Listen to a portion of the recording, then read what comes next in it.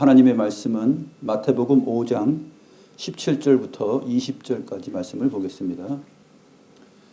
마태복음 5장 17절부터 20절입니다.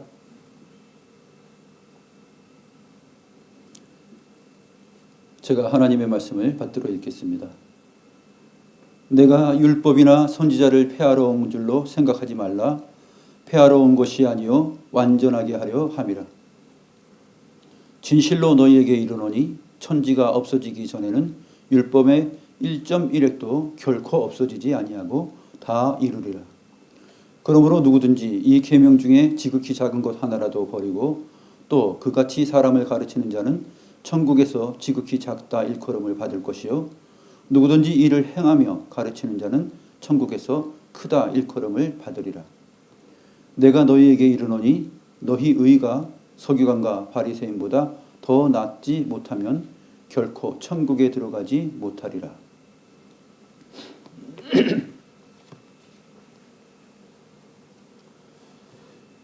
오늘은 율법과 예수님에 관한 내용을 우리가 살펴보겠습니다. 이 율법과 예수님에 관한 이 짧은 본문은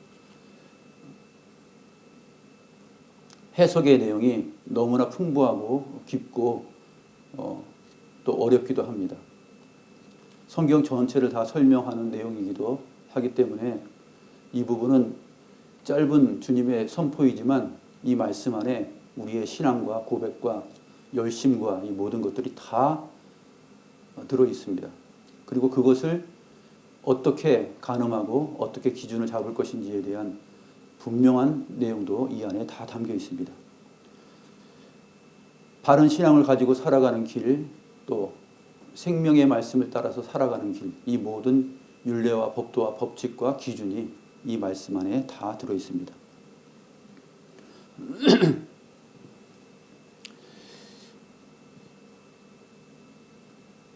이 말씀 17절 처음 내용을 보게 되면 예수님께서 당시 모든 유대인들과 또 바리새인들과 서기관들로부터 어떤 오해를 받고 있었다 하는 것을 보게 됩니다. 어떤 오해죠? 예수는 율법이나 선지자를 폐하러 왔다라는 오해입니다. 여기서 폐한다라는 말은 뭐냐면은 헐어버리는 거예요. 풀어 제쳐서 소중한 것들을 다 흐트러 버리는 거예요. 카탈리오라는 헬라어 단어인데 이 말은 소중하게 간직하고 묶어온 것이 있잖아요. 예를 들면 끈으로 소중하게 장작을 겨울에 불을 떼기 위해서 장작을 모아왔단 말이에요. 그래서 추운 겨울이 되면 결국 그것을 떼야 되는 건데 그렇게 소중한 것을 묶었던 것을 그냥 칼로 그 끈을 뚝 잘라가지고 완전히 풀어 제쳐서 그것을 헐어버리는 것이에요. 이것이 폐하는 것입니다. 파괴하는 것이죠. 공든탑을 다 무너뜨리는 결과예요. 예수님은 그렇게 와서 그러한 말을 하고 그러한 행동을 하였다라고 서기관과 바리새인들과 많은 유대인들이 그렇게 생각을 했습니다.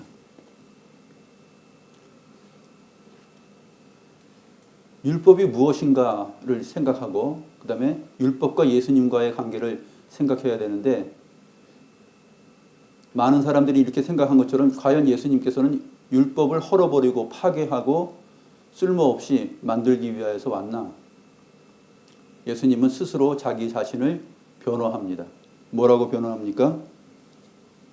그렇게 생각하지 말라라고 말합니다. Nothing 이라는 말이 제일 먼저 나오는데 그렇게 생각하지 말라. 폐하러 온 것이 아니요 완전하게 하려 함이라. 오히려 그것을 완전하게 성취하기 위해서 왔다라고 말을 하고 있습니다.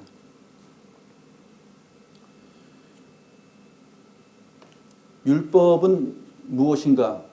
이 율법이 무엇이냐 그러면 우리는 어떻게 대답할까요? 누군가가 여러분에게 율법이 뭐죠? 그러면 율법은 마음과 뜻을 다하여 목숨을 다하여 주 너희 하나님을 사랑하라. 또 또 한 가지는 뭐죠? 내 이웃을 너 자신처럼 사랑하라. 이것이 율법의 대강령이잖아요. 이렇게 사람들에게 주어진 것으로 명령하여서 하나님께서 지키도록 하신 것이 율법입니다. 이렇게 말을 할 것입니다.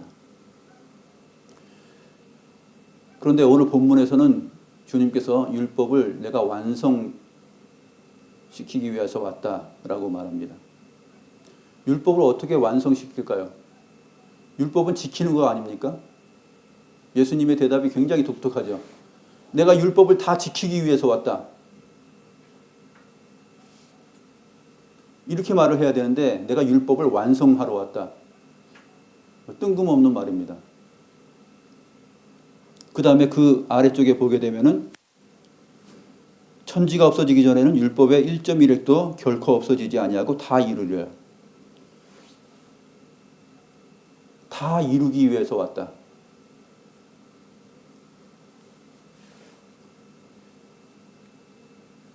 율법을 다 이루기 위해서 왔다라는 얘기예요.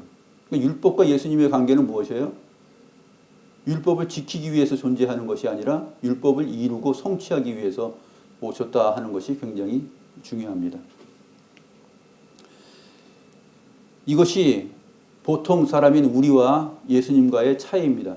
율법과 우리와의 관계는 뭐예요? 우리는 율법을 지키는 것이죠. 그래서 율법 앞에 의롭다함을 얻을 육체가 아무도 없다라고 로마서 3장 20절에서 말하고 있습니다. 율법은 우리의 죄를 깨닫게 한다. 그러므로 율법을 지킬 자가 없다 그랬죠. 그런데 율법이 지키라고 명령합니다. 어떻게 지킬까요? 그런데 주님은 우리와 다르게 율법을 완성하러 왔고 율법을 이루기 위해서 왔다. 이렇게 표현하고 있습니다. 율법을 보면은 우리는 죄를 깨닫게 되고 오호라 나는 공고한 자로다라는 그러한 탄식으로 나아갈 수밖에 없습니다. 다 지킬 수가 없죠. 그래서 우리를 대신하여서 누군가가 그것을 이루고 성취할 것을 기대합니다. 그가 누구입니까? 예수님이에요. 그래서 율법과 우리와의 관계는 사실 주님과 율법과의 관계하고 조금 다릅니다.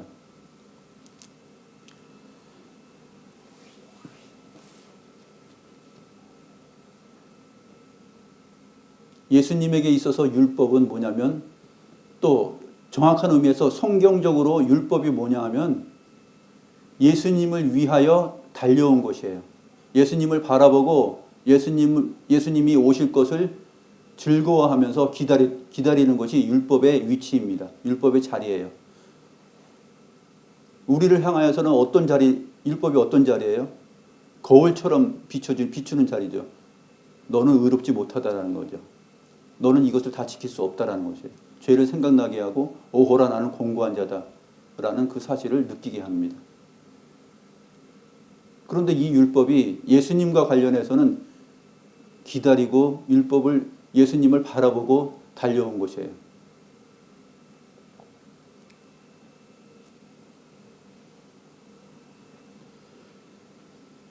사람들이 이렇게 생각했던 이유는 뭐냐면 앞에서 우리가 살펴보았던 팔복의 내용 때문에 그렇습니다. 팔복의 내용. 심령이 가난한 자는 복이 있다. 천국이 그들의 것이다 라고 말씀하시고 애통하는 자는 복이 있다. 긍휼히 여기는 자는 복이 있다. 마음이 청결한 자는 복이 있다. 화평하게 하는 자는 복이 있다. 의를 위하여 박해를 받는 자는 복이 있다. 복이라는 것은 율법을 지키면 복이 있는 것으로 신명기서에 잘 나타나 있습니다. 너희들이 이것들을 다 지키면 너희가 들어가도 복을 받고 나와도 복을 받고 너희의 떡반죽 그릇이 다 차고 넘칠 것이다. 이것이 신명기에서 말하는 율법의 복의 내용이에요.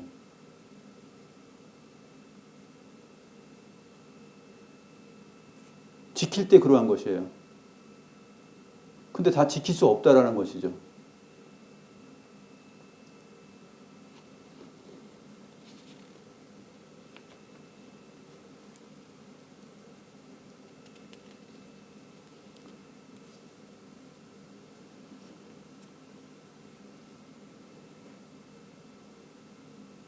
율법과 선지자를 폐하러 왔다.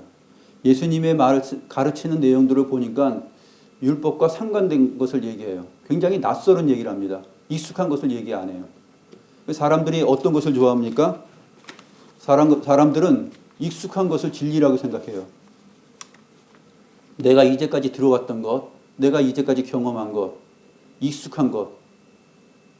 신앙을 생각하실 때도 믿음과 신앙, 교회 생활, 신앙생활 이 모든 것들의 기준이 익숙한 것이에요. 근데 예수님의 말씀은 익숙하지 않고 굉장히 낯설어요. 심령이 가난하면 복이 있다. 근데 이것이 율법과 대처되지 않거든요.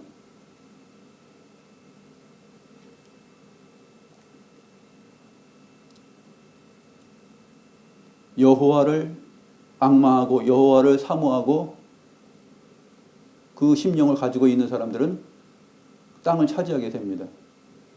이것이 온유한 자의 특성인데 시편 말씀에 사실은 이것이 기록되어 있잖아요.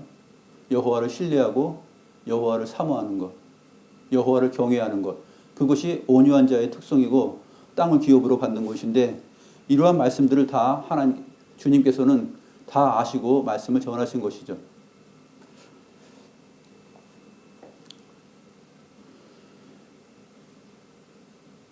과거에 우리 신앙 생활을 할 때 이 예배당이 다 성전이라고 생각했어요. 성경에서 말하는 성전.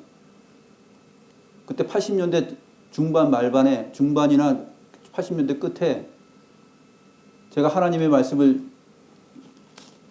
사모해서 많이 읽고 또 책도 이렇게 살펴보고 그러다가 보니까 성전은 이건 예배당이고 이것은 성전은 아니다. 성경에서 말하는 성전은 아니다. 근데 왜 성전 건축 헌금을 해야 될까?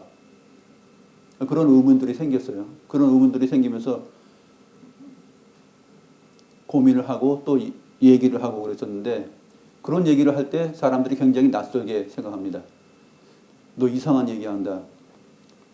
익숙하지 않은 것이죠. 성전 건축 헌금은 이 벽돌로 짓는 것이 성전 건축이라고 생각했기 때문에 사람들에게 낯서는 것이죠. 근데 참된 신앙과 성경의 가르침은 오히려 우리에게 낯선 것일 수가 있습니다.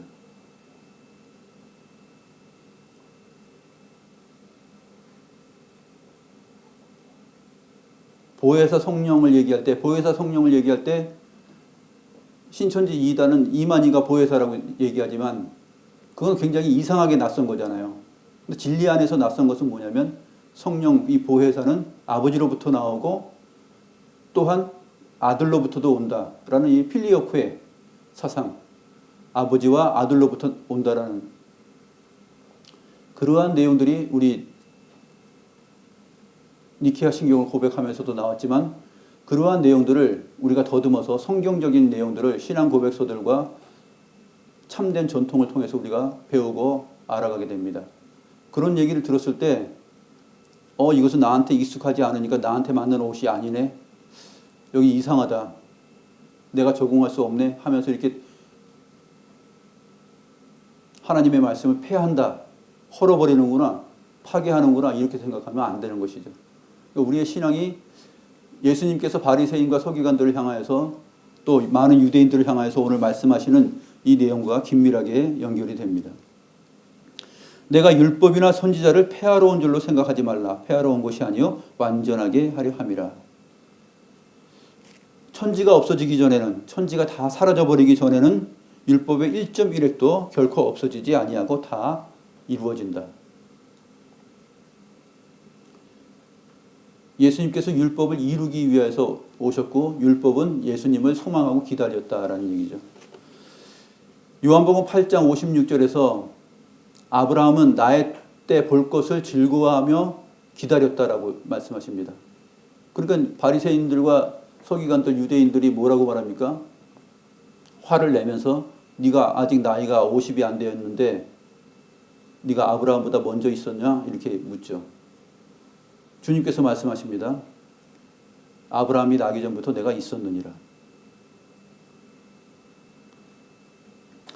이러한 주님을 사실 모르고 있기 때문에 이제 앞으로 며칠 있으면 성탄절이 찾아오지만 이 성탄절을 예수님의 탄생일로 생각하는 거, 그것은 성경적으로 바르지 않죠. 예수님께서 태어나신 일, 예수님의 생일 축하 파티 뭐 이런 식으로 생각하는 것은 안 되는 것입니다.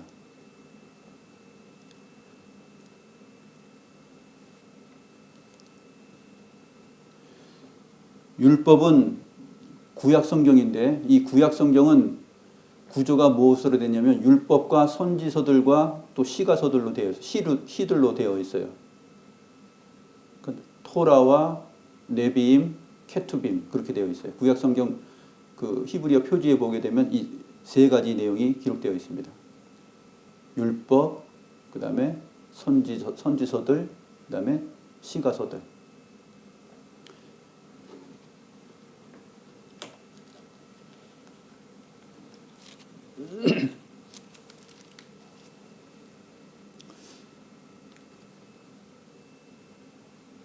율법이나 선지자를 폐하러 온 줄로 생각하지 말라라고 말씀하실 때는 내가 구약 성경 전체를 폐한다고 생각하지 말라.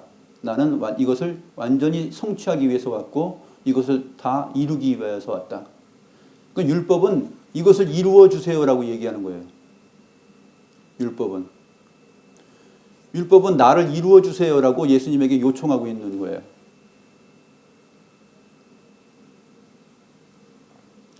이것이 율법에 대한 가장 기본적인 이해입니다. 우리의 시각으로 봐서 우리에게 명령하는 것이 율법이다 이렇게 생각하면 안 돼요. 우리에게 지키고 따르고 행하라 라고 말하는 것이 율법이다라는 것은 두 번째예요. 율법은 오히려 주님을 향하여서 주님과의 관계 속에서 있는 것이 율법이에요. 그리고 주님과의 관계 속에서 주님께서 그것을 성취하고 이루셨기 때문에 우리가 그것을 다 이루고 성취한 존재가 되고 그것을 다 행하고 지킨 사람들이 되는 것처럼 우리가 의롭다함을 얻게 되는 것입니다. 주님의 이러한 논지는 참 어렵죠.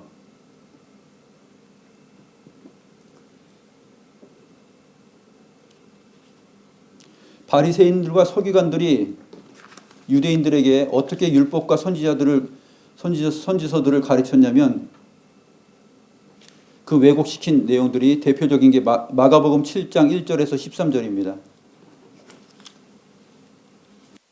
마가복음 7장 1절부터 13절을 보게 되면은 어느 날 주님의 제자들이 손을 씻지 않고 그 빵을 먹고 있으니까 바리새인들과 모든 유대인들은 장로들의 전통을 지켜서 손을 씻고 먹었었어요. 7장 3절에 보게 되면 바리새인들과 모든 유대인들은 장로들의 전통을 지키어 손을 잘 씻지 않고서는 음식을 먹지 아니하며 이렇게 되어 있죠. 그 시장에서 돌아와서도 물을 뿌리지 않고서는 먹지 아니했습니다. 그 외에도 잔과 주발과 녹그릇을 씻었어요. 이것이 정결이며 이것이 거룩이고 율법을 지키는 일이다 이렇게 생각을 했습니다. 당신의 제자들은 어째서 이렇게 부정한 손으로 음식을 먹느냐 이렇게 시비를 겁니다. 그때 주님께서 말씀하시죠. 이사야가 너희 외식하는 자에 대하여서 잘 예언하였다. 이 백성이 입술로는 나를 공경하되 마음은 내게서 멀도다 이렇게 지적합니다. 그런 다음에 주님께서 말씀하시기를 사람의 계명으로 교훈을 삼아 가르치니 나를 헛되이 경배하는도다. 장로들의 전통 그것을 예수님께서는 사람의 계명이라 이렇게 말합니다. 너희가 장로들의 전통 이제까지 너희들이 익숙하게 들어왔고 배워왔고 알고 이것이 신앙이고 이것이 거룩이라는 거 생각했던 것들 그것은 사람의 계명이다 이렇게 말하고 있습니다. 사람의 계명으로 교훈을 삼아 가르치니 나를 헛되이 경배하는도다. 너희가 하나님의 계명은 버리고 사람의 전통을 지키느니라.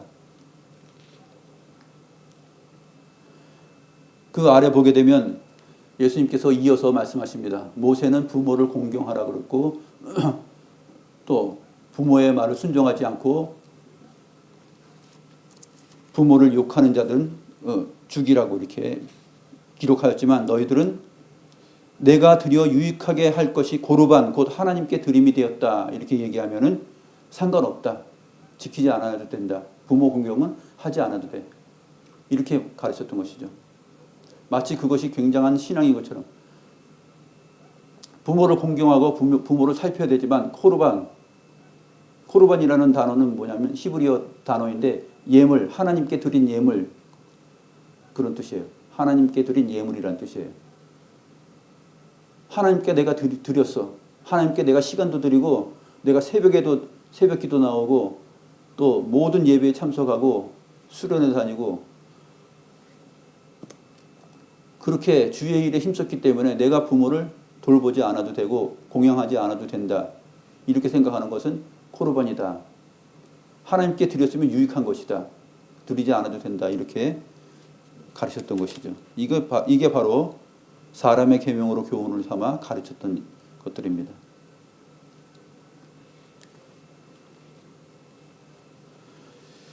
예수님의 이러한 입장을 보게 되면 오히려 율법과 선지자들의 말을 파괴하였던 사람들은 서기관과 바리새인들이었습니다. 서기관과 바리새인들이 오히려 율법을 왜곡시키고 율법의 기준들을 다 헐어버리고 풀어 제치고 쓸모없게 만들었던 것이죠. 다 왜곡시켰습니다.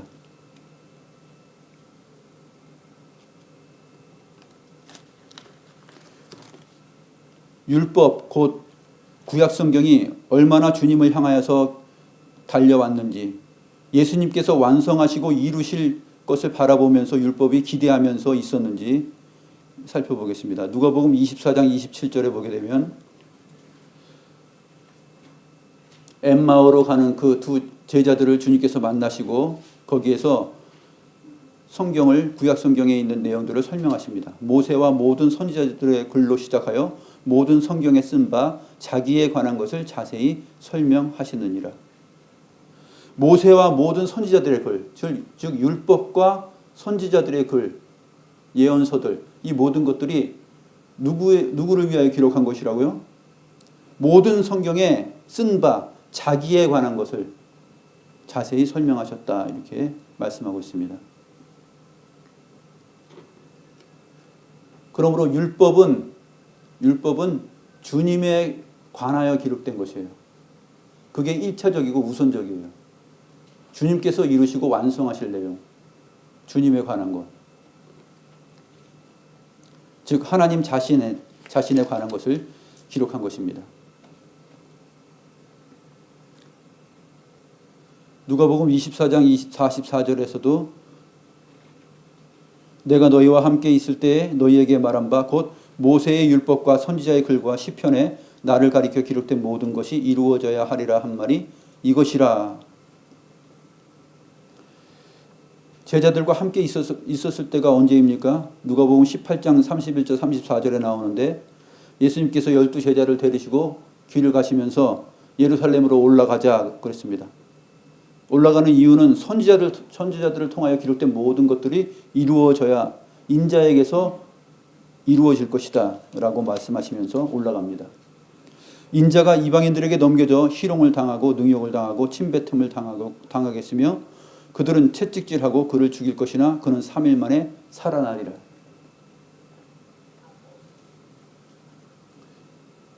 사실 율법은 예수 그리스도 인자에 대해서 약속을 해왔고 그 약속하신 자를 기다려오고 그 성취할 자를 바라보고 달려온 것이 율법과 선지자들의 모든 내용들이에요.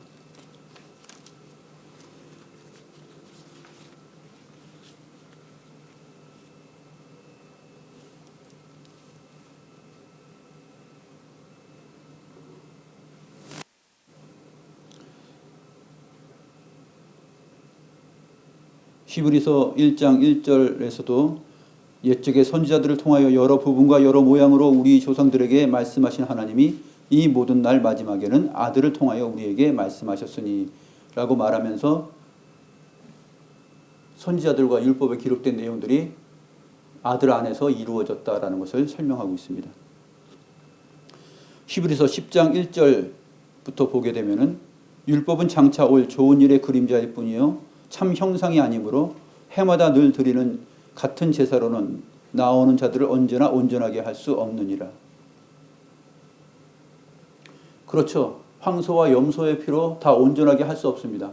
그리고 또 자기의 죄를 깨닫게 되고 또 다시 그 짐승을 잡아서 주님께 나와서 죄의 용서를 기대하고 바랍니다.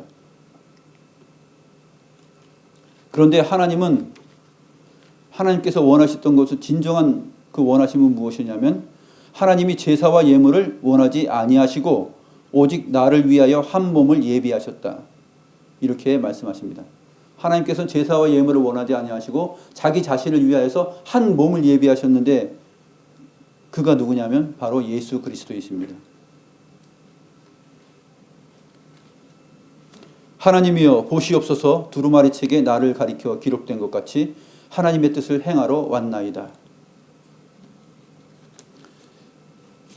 바로 이러한 주님의 말씀과 선포가 오늘 주님의 말씀을 뒷받침합니다. 내가 율법이나 선지자를 폐하러 온 줄로 생각하지 말라. 폐하러 온 것이 아니라 완전하게 하려 함이라. 그리고 율법의 1.1획도 결코 없어지지 아니하고 다 이루어질 것이다 라고 말합니다.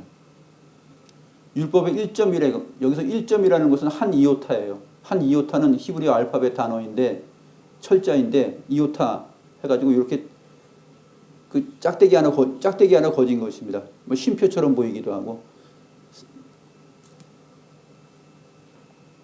1점 이 부분이 이제 한 이오타 이렇게 기록되어 있습니다. 1획도 마찬가지죠. 1획도 가장 철자 히브리어 철자나 그 꼬투리 그러니까 가장 끄트머리에 있는 꺾여져 있는 부분 끝점 뭐 그런 뜻이에요. 그러니까 1.1획 그것도 율법에 기록된 그 히브리어 글자 단어 그 철자 하나도 꺾여진 부분도 손상되지 않고 정확하게 이루어진다라고 이렇게 설명을 하고 있습니다.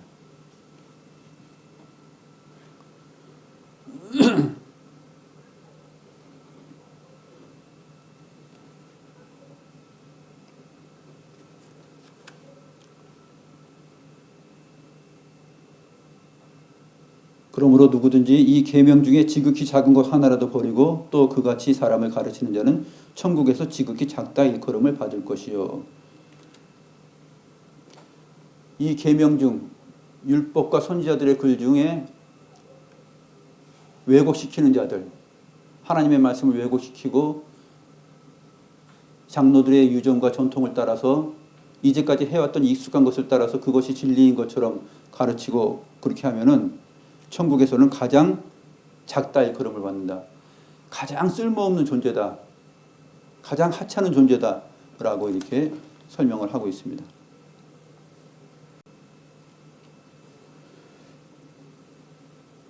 끝으로 주님께서는 너희 의가 서기관과 바리새인의 의보다 더 낫지 못하면 결코 천국에 들어가지 못한다라고 말합니다. 제자들의 의가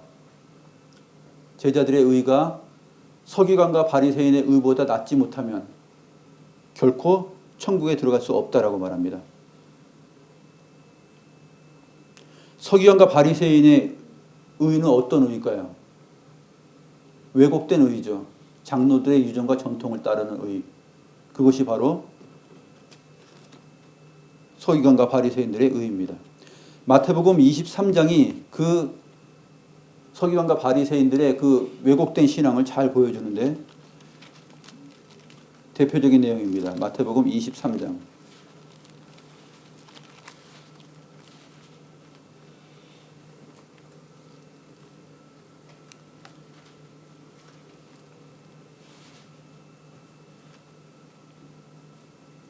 계명 중에 지극히 작은 것 하나라도 버리고 가르치면 안 되는데 행하면서 가르치라 그랬어요. 주님은 행하면서 가르치는데 바리새인과 서기관들은 버리면서 가르쳤어요. 그것이 서기관과 바리새인들 또 예수님과의 차이점이에요. 작은 것 하나라도 버리고 또 그같이 사람을 가르치는 자는 천국에서 지극히 작다 일컬음을 받는다. 마태복음 23장을 보게 되면 서기관과 바리새인들이 모세의 자리에 앉았다라고 말하고 있습니다. 모세의 자리에 앉았다는 얘기는 모든 율법을 가르치는 주인공이 되었다는 얘기죠. 우리가 율법하게 되면 모세의 율법 이렇게 얘기하잖아요. 그러니까 모세의 율법 대신에 그 자리에 누가 앉았어요? 바리새인들과 서기관들이 앉았어요. 그러면 이것이 누구의 율법이 되냐면 모세의 율법하게 되면 이것은 사실 하나님께서 주신 말씀인데 사람의 계명을 따라 가르치는 서기관과 바리새인들의 율법이라는 그런 의미가 됩니다. 이들은 버젓이 모세의 자리에 앉아서 자기들의 생각대로 가르칩니다. 그래서 주님께서는 그들이 말하는 바는 행하고 지키되 그들이 하는 행위는 본받지 말라고 말씀하십니다. 그들은 어떻게 하느냐? 율법의 규정들을 많이 주어집니다. 이렇게 해야 거룩하다, 이렇게 해야 깨끗하다, 이렇게 해야 정결하다, 이렇게 해야 의롭다, 이렇게 해야 천국 백성 된다 라고 자기들이 장로들의 유전, 사람의 계명으로 가르쳤습니다. 이것이 무거운 짐을 묶어서 사람의 어깨에 지우는 일이었습니다. 그런데 자기들은 한 손가락으로도 움직이려 하지 않아요. 잔과 주발과 그릇의 겉은 깨끗하게 하면서 마음은 하나님에게서부터 율법으로부터 멀어진 자들이죠. 그들의 모든 행위는 경문띠를 넓게 하며 옷수를 길게 하고 잔치의 윗자리와 회당의 높은 자리와 시장에서 문안 받는 것과 사람에게 랍비라 칭함을 받는 것을 좋아합니다.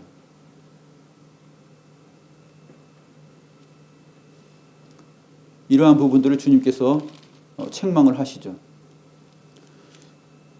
23장 13절에 보게 되면 주님께서 굉장하게 책망을 하십니다.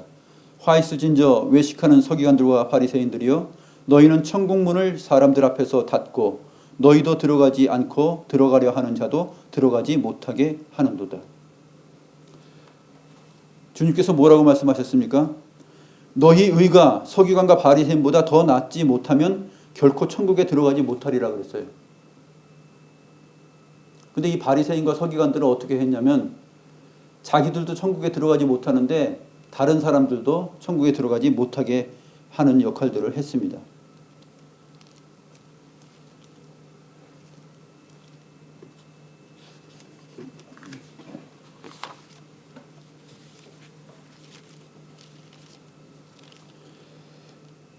여기서 서기관과 바리새인보다 더 낫지 못하면이라는 뜻에서 낫다, 더 훌륭하다 이렇게 생각할 수 있는데 더 훌륭하다, 더 탁월하다, 뛰어나다 이렇게 생각할 수 있습니다. 그런데 단순히 그런 의미가 아니고 더 낫지 못하면이라는 부분에서 낫다라는 부분, 이 부분은 더 좋지 못하면 그런 뜻이 아니에요. 단순히 그런 의미가 아니라 굉장히 존재 자체를 나누는 의미예요.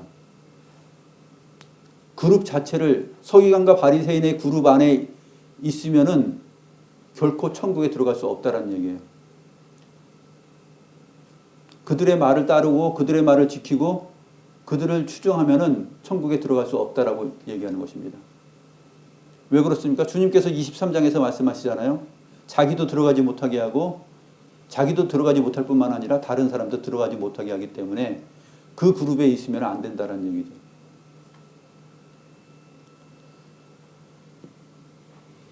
낫지 못하면이라는 이 낫지, 나은 이 부분은 페리슈스라는 그 헬라어 단어인데 이 부분이 마태복음 14장 20절에 보면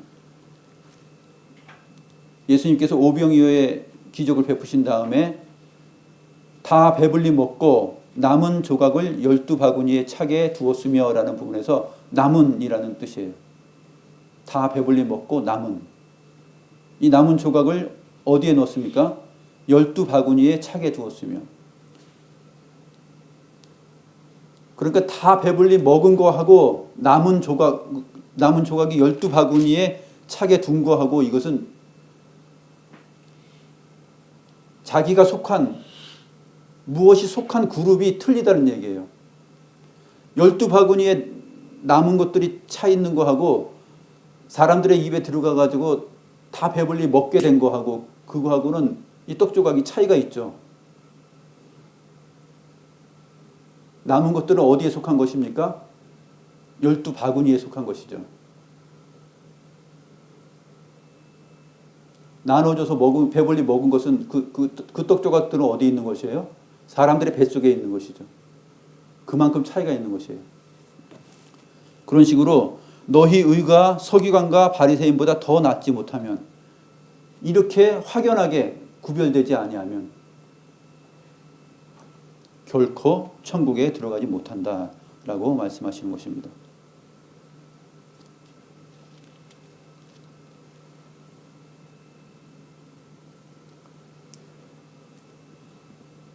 우리의 의, 주님의 제자들의 의는 무엇입니까? 율법을 지킴으로 의롭다함을 받을 수 없다라는 것이죠. 그리고 사람이 만들어낸 계명들, 사람들이 이것이 좋은 신앙이다, 이렇게 하면 신앙 좋은 것이다, 믿음 좋은 것이다 라고 말하는 것, 성경적이지 않은 것, 사람의 전통적인 것. 우리가 7, 80년대, 90년대까지 보게 되면 한국 교회가 이 부흥과 성장을 위하여서는 무엇이든지 다 도용을 했습니다. 사람들 많이 모이는 교회 만들기 위해서, 큰 목회, 큰 교회, 이것을 이루기 위해서 많은 목회자들과 말씀의 선생들이 어떻게 했습니까?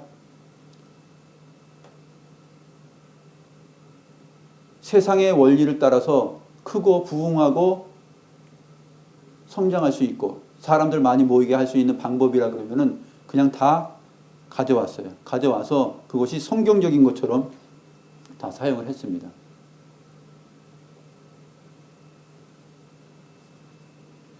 하나님의 말씀의 그 진수와 본질의 의미를 떠나서 사실 그런 것들이 다 이용이 되었던 것이죠. 이 성탄절을 지키는 문제도 로마 카톨릭의 전통이거든요. 사실은 교회 역사 속에서 보게 되면 성탄절을 예배로 지키는 것, 이것이 로마 카톨릭의 전통인데 16세기, 17세기의 종교개혁 당시에는 이것이 다 종교개혁자들은 이것이 성경적이지 않기 때문에 다 하지 않았어요. 칼빈이 제네바 교회에서 목회를 할 때도 이것을 폐지시켰어요. 이거 하지 않았어요. 그러니까 사람들 마음에 불만이 생기죠. 불만이 생기고 자기들에게 익숙한 거 안 하니까 받아들이지 못하게 되죠. 그러다 보니까 칼빈이 제네바로부터 그 추방해서 쫓겨났습니다. 쫓겨났다가 나중에 다시 그 제네바 교회로 돌아오게 돼요. 돌아와가지고 12월 25일이 예수님께서 태어나신 날이라고 로마 카톨릭에서 정했잖아요. 근데 12월 25일 날 칼빈이 제네바 교회에서 설교할 때 어떤 설교를 합니까? 쫓겨나서 나가기 전에 설교했던 본문이 만약에 마태복음 4장 8복이었다면 돌아와서는 바로 그 다음 본문 구절 가지고 설교했어요. 12월 25일은 예수님의 탄생일이다. 이것을 기념하는 예배를 해야 된다라는 것이 지배적이었지만 칼빈은 그렇게 하지 않았어요. 그냥 마지막 때 쫓겨나기 전에 설교했던 거 그 다음 구절부터 설교 본문을 잡아서 설교했어요.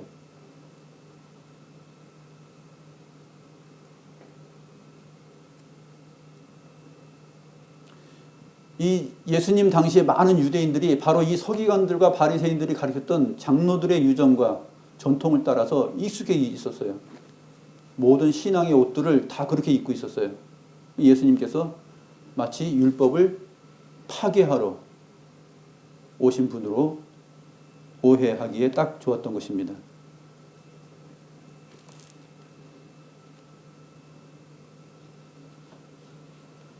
서기관과 바리새인에 의해 대표적인 사람이 누구일까요? 성경 가운데서? 사도 바울이죠. 사도 바울. 빌립보서 3장 5절부터 9절 한번 같이 보겠습니다.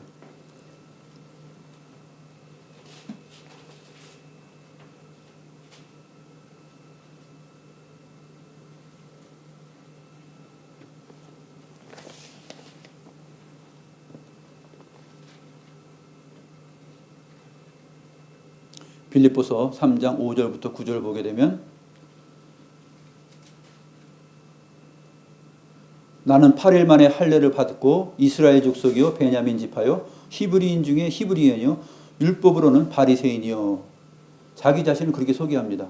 사도 바울이 8일 만에 할례를 받고 뭐 나무랄 데가 없는 사람이죠. 이스라엘 족속이요 베냐민 지파요 히브리인 중에 히브리인이요 율법으로는 바리새인이요. 율법으로는 바리새인이에요.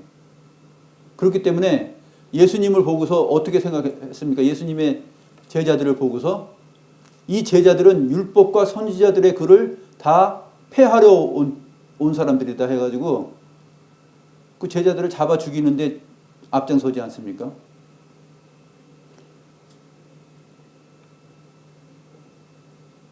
그러다가 율법이 기다려오고 율법이 소망하고 율법이 바라보았던 그 주인공 예수님을 극적으로 만나게 됩니다.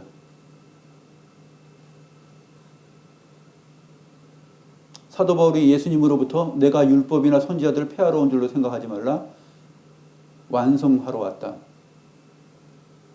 율법의 1.1획도 다 버려지지 않고 다 이루기 위해서 왔다. 라는 것을 주님을 만나서 알게 됩니다. 그리고 나서 이어서 사도 바울이 고백을 합니다. 열심으로는 교회를 박해하고 율법의 의로는 흠이 없는 자라. 그러나 무엇이든지 내게 유익하던 것을 내가 그리스도를 위하여 다 해로 여길 뿐더러 또한 모든 것을 해로 여김은 내 주 그리스도 예수를 아는 지식이 가장 고상하기 때문이라.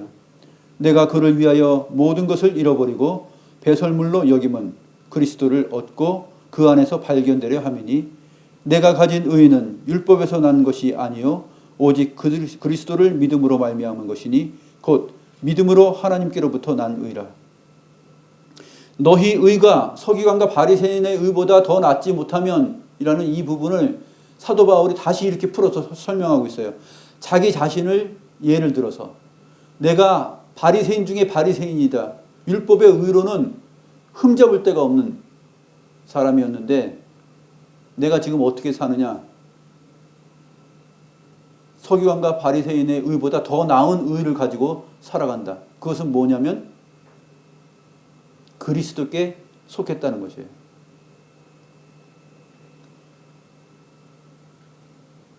오병이어의 기적을 베풀고 사람들을 배불리 먹게 한 다음에 남은 조각들은 12바구니에 남겨둔 것처럼 그렇게 12바구니에 들어간 것처럼 그렇게 차이점을 가지고 있는 거죠. 그리스도에게 속하였다.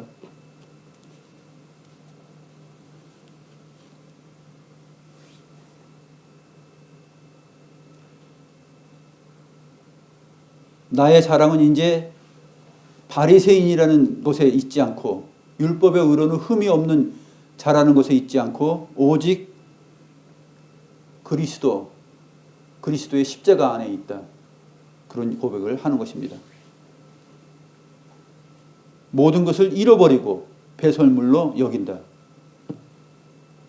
8일 만에 할례 받은 것도 잃어버리고 또 베냐민 지파요 이스라엘인이라는 거 히브리인 중에 히브리인 율법으로는 바리새인이라는 거 율법의 의로는 흠이 없다는 거 이 모든 것들을 다 배설물로 여기고 그리스도를 얻는다라고 말하고 있습니다. 그리고 그 안에서 발견되기를 원한다라고 고백합니다.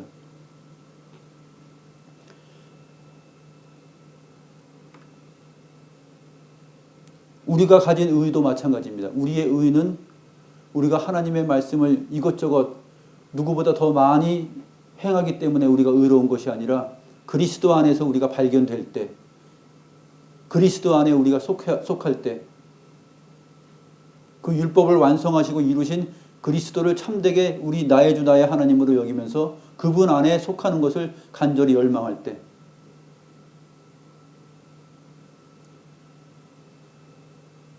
내가 몇 가지 지켰던 그러한 의롭게 보이고 나를 자랑할 만한 신앙의 내용들, 그러한 것들은 다 배설물처럼 여길 때, 그것이 뭐냐면 서기관과 바리새인들의 의보다 더 나은 의예요. 그 그룹에 속하지 않은 의예요. 그리스도에게 속한 의예요.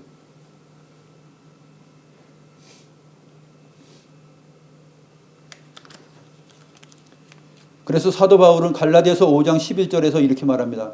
형제들아, 내가 지금까지 할례를 전한다면 어찌하여 지금까지 박해를 받으리요. 예수님께서 율법과 선지자들을 폐하러 왔다라는 오해를 받은 것처럼 예수님께 속한 바울도 유대인들에게 계속 추종을 당하고 유대인들의 공격을 받고 박해를 받습니다. 근데 사도 바울이 얘기를 하죠. 내가 지금까지 할례를 전한다면 박해를 안 받을 텐데 지금까지 내가 박해를 받는 것은 그리스도를 전하기 때문에 박해를 받는다라고 얘기해요. 그리스도 안에서 이루어진 것, 이것이 굉장히 중요합니다. 그리스도 안에서 모든 것이 이루어졌어요. 구약 성경 전체가 다 이루어졌어요.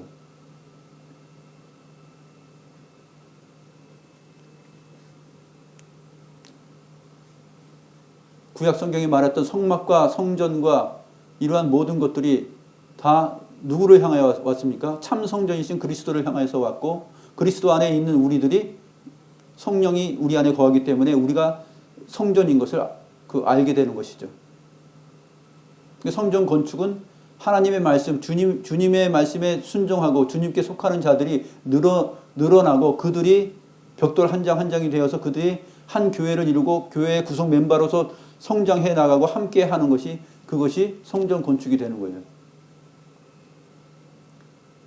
그리고 이 성전 건축은 단순히 한 교회에 속하지 않고 전 우주적으로 전 세계에 흩어져 있는 자들이 다 주님 안에서 한 몸으로서 세워져 가는 그러한 보편적 교회의 내용들을 말하고 있습니다. 그러기 위해서는 이 보편적 교회가 가지고 있는 신앙 고백들과 또 성경적인 해석과 내용들, 이것이 가장 성경적인 것 가운데서 우리가 검증받으면서 이것이 우리의 신앙으로 자리하고 나아가는 것이 굉장히 중요하죠.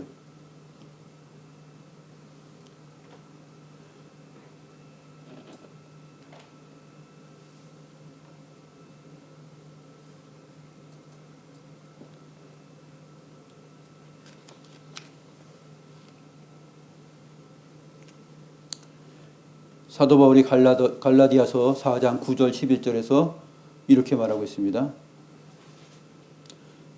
이제 너희가 하나님을 알 뿐 아니라 더욱이 하나님이 아신 바 되었거늘 어찌하여 다시 약하고 천박한 초등학문으로 돌아가서 다시 그들에게 종로를 하려 하느냐.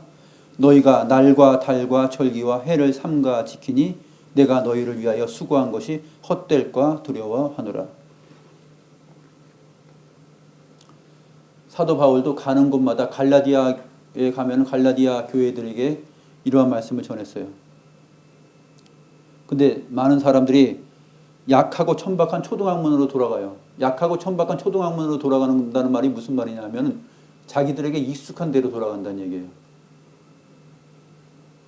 주님 안에서 이루어진 내용들을 전하고 그것을 전하면 굉장히 낯설게 느껴지고 바른 신앙을, 성경적인 바른 신앙을 얘기하면 그것이 낯설어가지고 튕겨져 나간다는 얘기예요.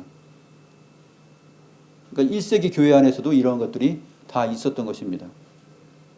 너희가 날과 달과 절기와 해를 삼가 지키니, 구약 성경에서 말했던 날과 달과 절기, 해, 이 유대인들이 다 자기들의 회당에서 모여서 이렇게 지켰거든요.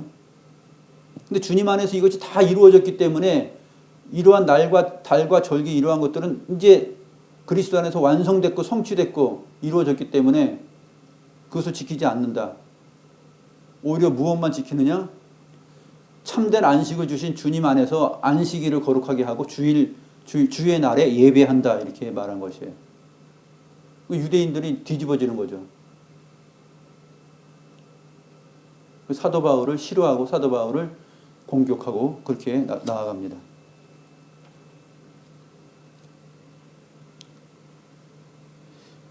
골로새서에서도 이렇게 말하죠. 골로새서 2장 16, 17절에 보게 되면 같이 한번 읽어볼까요?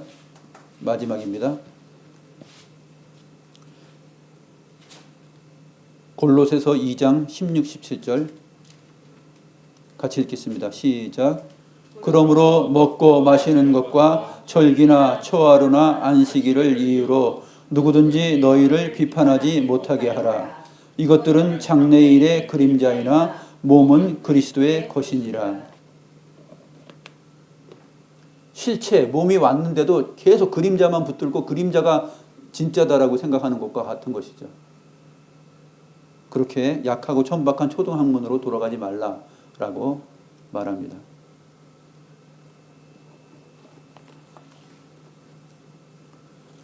오늘은 율법과 의와 예수 그리스도와의 관계, 그리고 그 안에서 우리들의 관계를 한번 살펴보았습니다. 기도하겠습니다.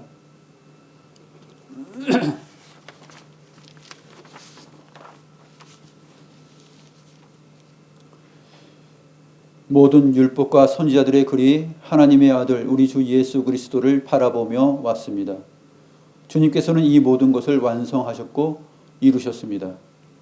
주님께서 성취하시고 이루신 것 안에서 저희의 믿음과 의가 있사옵나이다. 그러므로 저희의 의는 저희가 이룬 것이 아니요 주님께서 이루시고 우리에게 거저 주신 선물이옵나이다. 저희로 더 이상 눈먼 인도자로 하여금 우리에게 익숙한 가르침을 따르지 않게 하시고 낯설고 새롭지만 주님께서 말씀하시는 진리와 생명의 말씀을 따라갈 수 있는 영혼의 안목을 저희들에게 허락하여 주옵소서.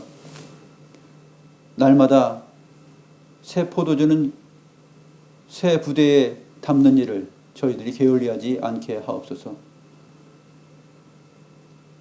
우리에게 익숙하고 사람의 계명으로 가르침을 받은 그러한 낡은 가죽 부대 안에 주님의 참되고 생명의 말씀인 주님 안에서 이루어진 이 복음의 내용들, 새 포도주를 낡은 가죽 부대에 담지 않도록 하여 주옵소서.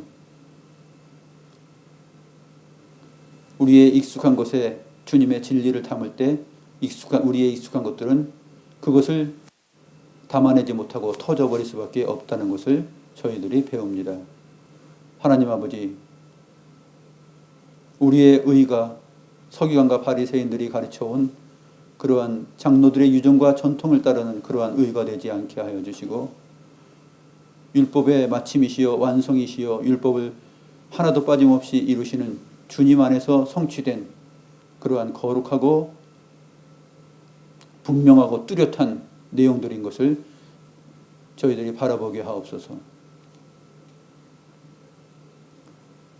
그러므로 우리의 가진 의로는 도무지 우리 자신을 내세우거나 자랑할 수 없사옵고 오직 그리스도의 공로만을 자랑할 수 있사오니 십자가의 공로 외에는 우리에게 자랑할 것이 없다라는 믿음과 마음을 가지고 항상 살아갈 수 있도록 저희와 함께하여 주시고 주의 성령께서 주의 생명의 말씀으로 항상 지도하시고 가르쳐 주시옵소서. 감사함을 드리며 살아계신 우리 구주 예수 그리스도의 이름으로 기도드리옵나이다. 아멘.